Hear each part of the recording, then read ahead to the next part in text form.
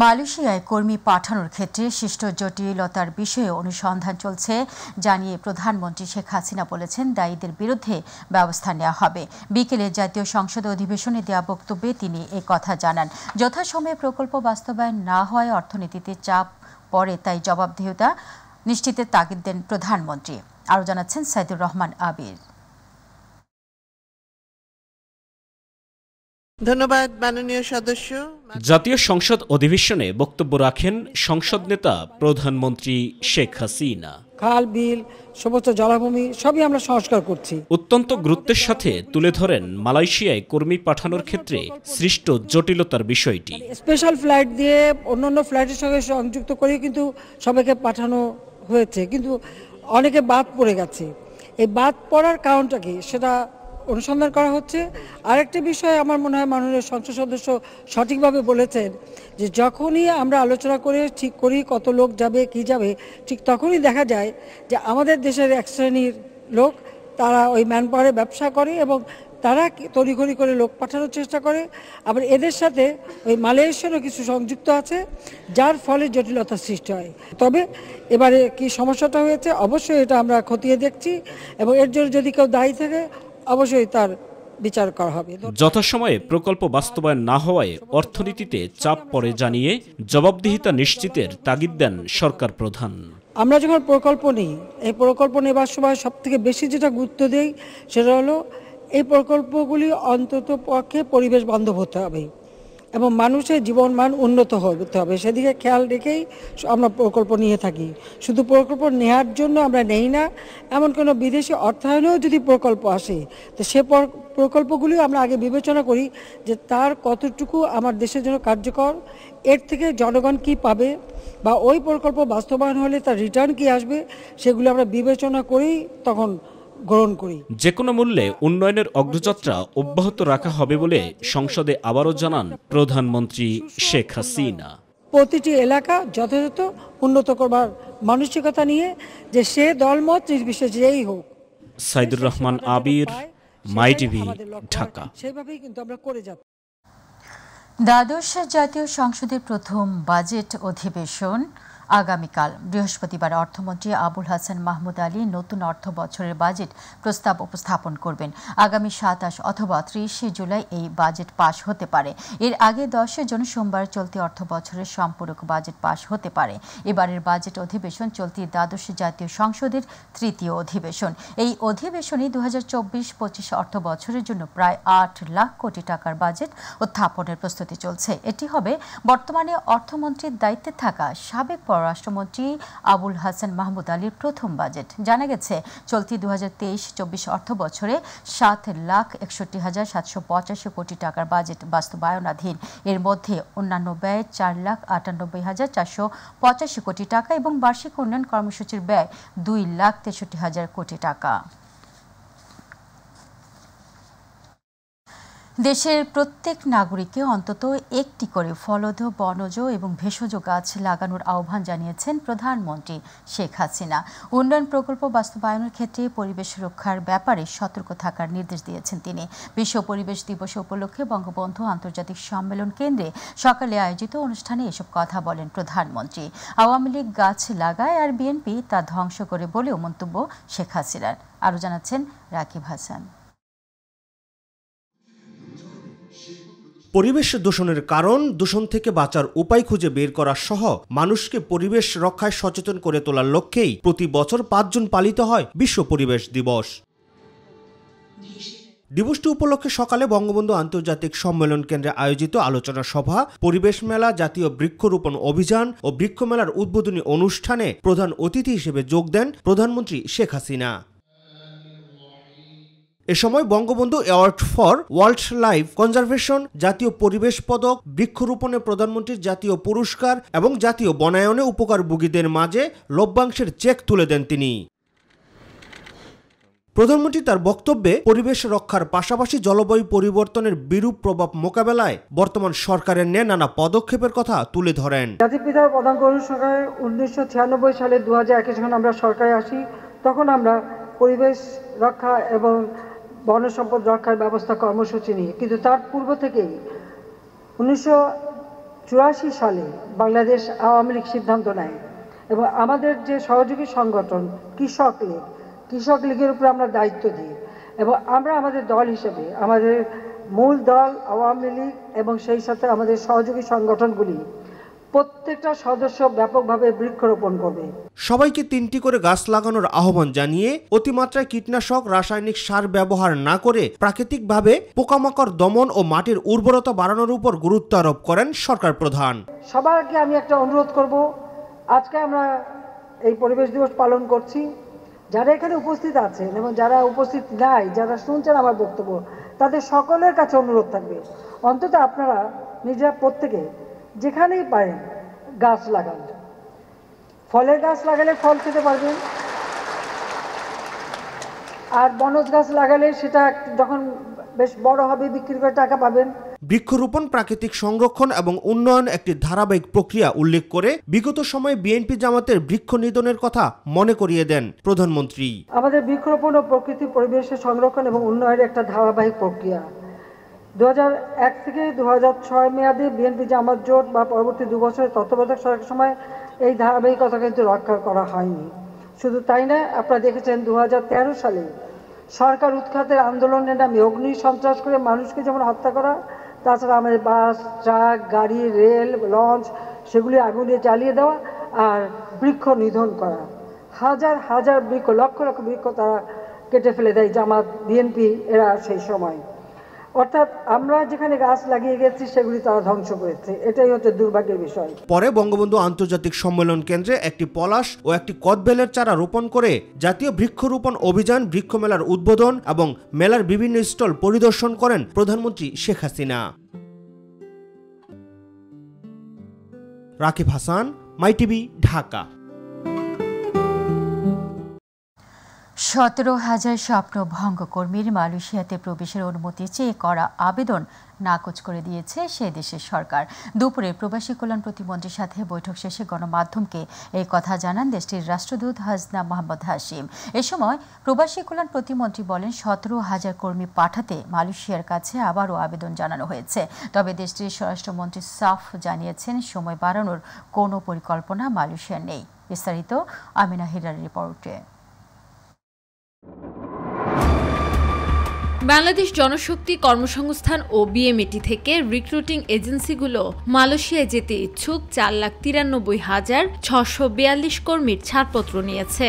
এর মধ্যে 4,76,672 কর্মী মালয়েশিয়ায় গেছেন, আর বাকি 16,970 কর্মী বেঁধে দেয়া 31 মের মধ্যে মালয়েশিয়ায় যেতে সব প্রক্রিয়া শেষে চূড়ান্ত ছাড়পত্র নিয়েও যেতে পারেননি।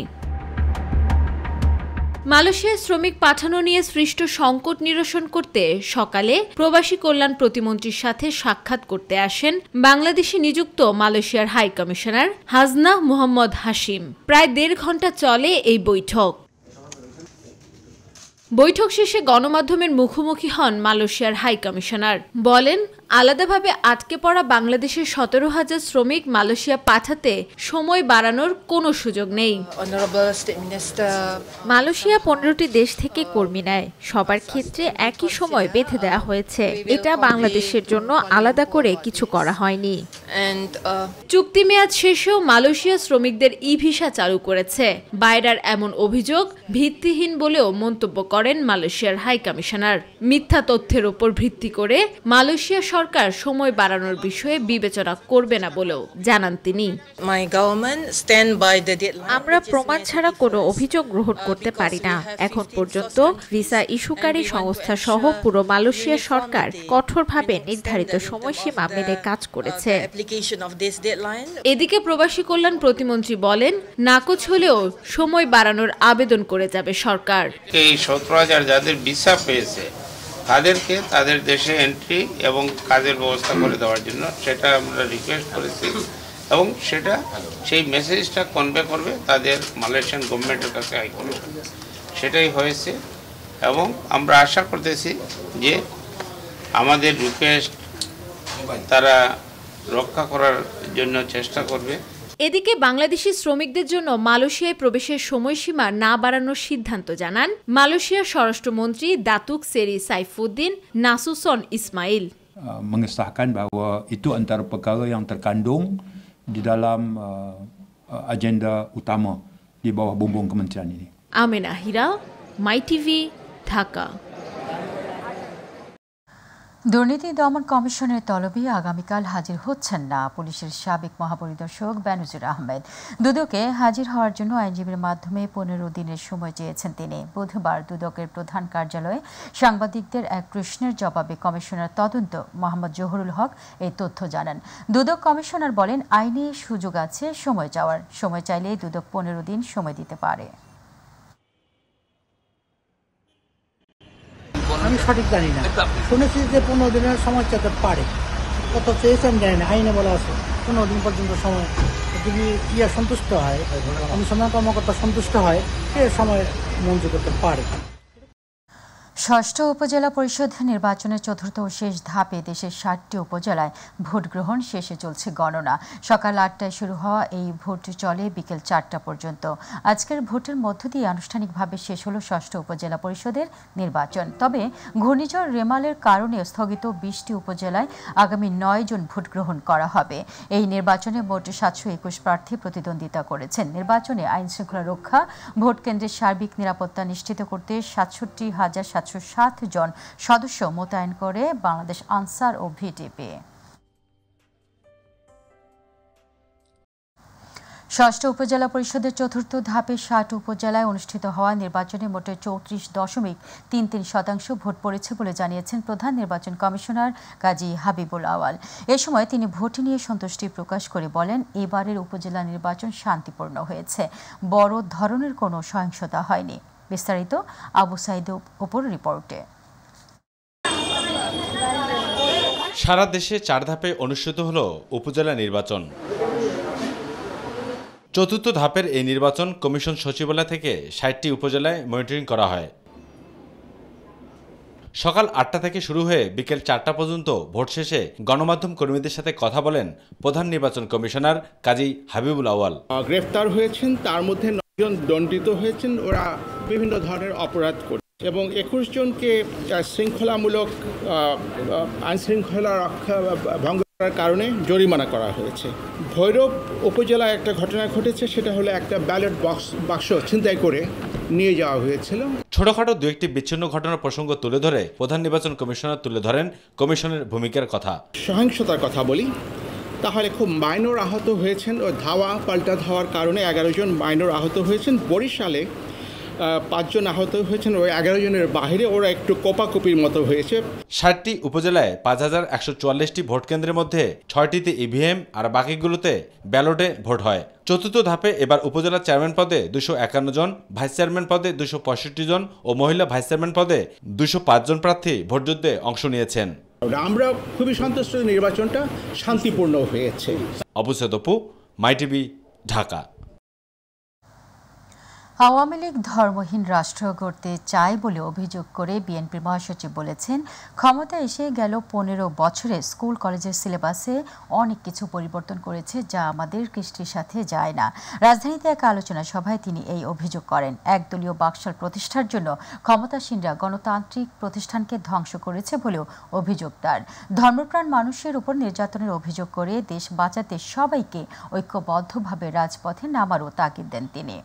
আরো জানাচ্ছেন মাহবুব সৈকত।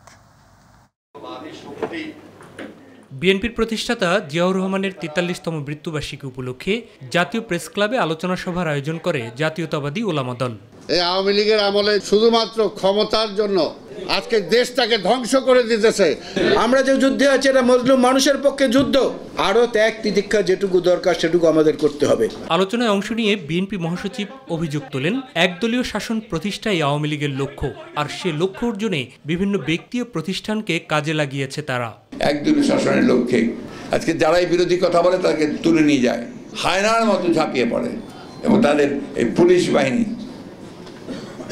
তাদের র্যাব, বেনজির সাহেব আওয়ামী লীগকে ডিফেন্ড করবার জন্য, তাকে ক্ষমতায় রাখার জন্য তিনি তার সর্বশক্তি নিয়োগ করেছেন। যত রকম করে পারে বিরোধী দলকে সে নির্যাতন করেছে।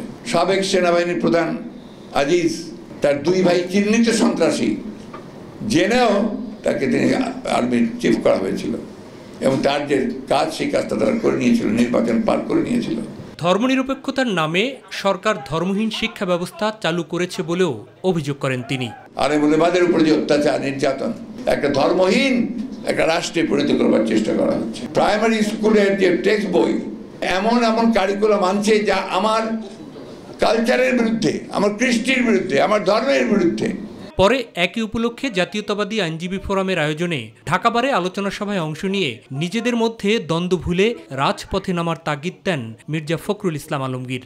আমরা আমাদের তীরে পৌঁছাবো, সেই লক্ষ্যে আমাদেরকে এগিয়ে যেতে হবে, সংগ্রাম করতে হবে, লড়তে হবে। অন্যদিকে দলের প্রতিষ্ঠাতার মৃত্যুবার্ষিকী উপলক্ষে মহানগরী উত্তর স্বেচ্ছাসেবক দলের উদ্যোগে মোহাম্মদপুরের সুবিধা বঞ্চিতদের মাঝে খাবার বিতরণ করেন বিএনপির সিনিয়র যুগ্ম মহাসচিব রিজভী আহমেদ। একটি সরকার যদি জনগণের ভোটে না হয়, জনগণের মঙ্গল তারা চিন্তা করে না। মাহবুব সৈকত, মাই টিভি, ঢাকা। এবার ভারতের লোকসভা নির্বাচন প্রসঙ্গ। নিরঙ্কুশ সংখ্যাগরিষ্ঠতা না পেলেও জোট সঙ্গীদের নিয়ে টানা তৃতীয় মেয়াদে ভারতের প্রধানমন্ত্রী হিসেবে শপথ নিতে যাচ্ছেন বিজেপি নেতা নরেন্দ্র মোদী। আগামী শনিবার তিনি শপথ নিতে পারেন বলে জানিয়েছে ভারতীয় সংবাদ মাধ্যমগুলো। ইতিমধ্যে রাষ্ট্রপতির কাছে পদত্যাগপত্র জমা দিয়েছেন বলেও জানা গেছে। এদিকে আবারও প্রধানমন্ত্রী নির্বাচিত হওয়ায় নরেন্দ্র মোদীকে শুভেচ্ছা জানিয়ে চিঠি দিয়েছেন প্রধানমন্ত্রী শেখ হাসিনা। বিস্তারিত জোবায়ের রহমানের রিপোর্টে। টানা তৃতীয়বারের মতো প্রধানমন্ত্রীর শপথ নিতে যাচ্ছেন সদ্য শেষ হওয়া লোকসভা নির্বাচনে বিজয়ী রাজনৈতিক দল বিজেপির শীর্ষ নেতা নরেন্দ্র মোদী। আগামী শনিবার রাজধানীর নয়াদিল্লিতে রাষ্ট্রপতি ভবনে হবে এই শপথ গ্রহণ অনুষ্ঠান। এ উপলক্ষে বুধবার রাষ্ট্রপতি দ্রৌপদী মুর্মু বরাবর সদ্য বিদায় নেওয়া সরকারের প্রধানমন্ত্রীর হিসেবে অব্যাহতিপত্রও দিয়ে এসেছেন নরেন্দ্র মোদী। এর আগে এ রেকর্ডের একমাত্র অধিকারী ছিলেন স্বাধীন ভারতের প্রথম প্রধানমন্ত্রী এবং কংগ্রেসের সাবেক প্রেসিডেন্ট পণ্ডিত জওহরলাল নেহরু। ভারতের পার্লামেন্টের নিম্নকক্ষ লোকসভার মোট আসন 543টি। কোনো রাজনৈতিক দল বা জোট যদি সরকার গঠন করতে চায়, সেক্ষেত্রে সেই দল বা জোটকে অবশ্যই লোকসভার ন্যূনতম 543টি আসনে জয়ী হতে হবে। নির্বাচন কমিশনের ফলাফল বলছে, এবারের নির্বাচনে বিজেপি এককভাবে জয়ী হয়েছে 240টি আসনে। তাতে অবশ্য সরকার গঠনের সমস্যা হবে না দলটির, কারণ বিজেপির নেতৃত্বাধীন ন্যাশনাল ডেমোক্রেটিক অ্যালায়েন্স এনডিএ ভুক্ত দলগুলো সম্মিলিতভাবে জয়ী হয়েছে মোট 53টি আসনে। ফলে দল এবং জোটের মোট 293 জন এমপি নিয়েই অনায়াসেই সরকার গঠন করতে পারবে বিজেপি। আসন্ন এইচএসসি ও সমমানের পরীক্ষা উপলক্ষে আগামী 29 জুন থেকে 11 আগস্ট পর্যন্ত দেশের সব কোচিং সেন্টার বন্ধ থাকবে। দুপুরে এইচএসসি ও সমমানের পরীক্ষা 2024 উপলক্ষে শিক্ষা মন্ত্রণালয়ে অনুষ্ঠিত জাতীয় মনিটরিং ও আইন শৃঙ্খলা কমিটির সভায় এই সিদ্ধান্ত হয়। সভায় সভাপতিত্ব করেন শিক্ষামন্ত্রী মহিবুল হাসান চৌধুরী। সভা শেষে মন্ত্রণালয়ের সংবাদ সম্মেলনে তিনি এই তথ্য জানান। শিক্ষা বোর্ড সমূহের পরীক্ষা নিয়ন্ত্রণ কক্ষের সাথে সংশ্লিষ্ট পরীক্ষা কেন্দ্রগুলো অনলাইনে সার্বক্ষণিকভাবে তথ্যাদি আদান প্রদান করবেন। আমরা দৃঢ়ভাবে বিশ্বাস করি এইচএসসি আলিম ও HSC BMT, HSC vocational, diploma in commerce পরীক্ষা শান্তিপূর্ণ ও উৎসবমুখর পরিবেশে অনুষ্ঠিত হবে। র্যাবের নবনিযুক্ত মহাপরিচালক ব্যারিস্টার মোহাম্মদ হারুনুর রশিদ বলেছেন, প্রধানমন্ত্রীর নেতৃত্বে সারা বিশ্বে বাংলাদেশ এখন উন্নয়নের একটি রোল মডেলে পরিণত হয়েছে। এই উন্নয়নের যে যাত্রা, এটি অদম্য এবং অপ্রতিরোধ যাত্রা। উন্নয়নের পূর্ব শর্ত হল আইন শৃঙ্খলা রক্ষা এবং স্থিতিশীলতা। আজকে এই আইন শৃঙ্খলা এবং স্থিতিশীলতা রক্ষার জন্য পুলিশ এবং র্যাব রয়েছে। দুপুরে গোপালগঞ্জের টুঙ্গিপাড়ায় জাতির পিতা বঙ্গবন্ধু শেখ মুজিবুর রহমানের সমাধিতে শ্রদ্ধা নিবেদন শেষে তিনি এই কথা বলেন। র্যাবের সাবেক মহাপরিচালক বেনজির আহমেদের প্রসঙ্গে নবনিযুক্ত মহাপরিচালক বলেন, একটি ফোর্স কখনো কারো দায় নেবে না। কেউ যদি কোনো ভুল ত্রুটি করে থাকে তাহলে র্যাবের দায়ভার নেবে না। ধানমন্ডিস্থ আনোয়ার খান মডার্ন মেডিকেল কলেজ ক্যাম্পাসে অনুষ্ঠিত হল 2023-24 শিক্ষাবর্ষে প্রথম বর্ষ এমবিবিএস কোর্সে ভর্তিকৃত 16তম ব্যাচ ছাত্রছাত্রীদের ওরিয়েন্টেশন প্রোগ্রাম। এতে প্রধান অতিথি হিসেবে উপস্থিত ছিলেন আনোয়ার খান মডার্ন মেডিকেল কলেজ হাসপাতালের chairman doctor Anwar Hossain Khan MP. এ সময় তিনি জানান, এই প্রতিষ্ঠানে 919 জন ছাত্রছাত্রীর মধ্যে 288 জন বিদেশি শিক্ষার্থী অধ্যয়ন করছে। অনুষ্ঠানে সভাপতিত্ব করেন আনোয়ার খান মডার্ন মেডিকেল কলেজের অধ্যক্ষ অধ্যাপক ডাক্তার মোহাম্মদ নাসিমুল ইসলাম। বিশেষ অতিথি হিসেবে উপস্থিত ছিলেন মডার্ন হেলথ গ্রুপ অব কোম্পানিজের উপদেষ্টা মেজর জেনারেল অবসরপ্রাপ্ত আশরাফ আব্দুল্লাহ ইউসুফ এবং আনোয়ার খান মডার্ন মেডিকেল কলেজ হাসপাতালের নির্বাহী পরিচালক অধ্যাপক ডাক্তার মোহাম্মদ এখলাসুর রহমান সহ ঊর্ধ্বতন কর্মকর্তাবৃন্দ। সংবাদের শেষ প্রান্তে আমরা যাবার আগে সংবাদ শিরোনামগুলো জানিয়ে দিচ্ছি আরও একবার। মালয়েশিয়ার শ্রমবাজারে অরাজকতায় দায়ীদের বিচার হবে জাতীয় সংসদে বললেন প্রধানমন্ত্রী। দ্বাদশ জাতীয় সংসদের প্রথম বাজেট অধিবেশন শুরু। নিবন্ধিত বা নতুন কর্মী প্রেরণে কঠোর অবস্থানে মালয়েশিয়া, নতুন করে সময় বাড়ানোর কোনো পরিকল্পনা নেই সাফ জানালেন দেশটির স্বরাষ্ট্রমন্ত্রী। জিজ্ঞাসাবাদের তলবে বৃহস্পতিবার দুদকে যাচ্ছেন না সাবেক আইজিপি বেনজির আহমেদ। সময় চেয়ে আইজিপির মাধ্যমে আবেদন। ষষ্ঠ উপজেলা পরিষদ নির্বাচনের 7টি উপজেলায় ভোট গ্রহণে চলছে গণনা। গণ আন্দোলন সৃষ্টি করে সরকারকে পরাজিত করার আহ্বান মুজাফফরের। ভারতের 18তম সাধারণ লোকসভা নির্বাচনে এবার জোটবদ্ধভাবে জয়ী বিজেপি টানা তৃতীয়বারের মতো দিল্লির মসনদে বসতে যাচ্ছেন নরেন্দ্র মোদী।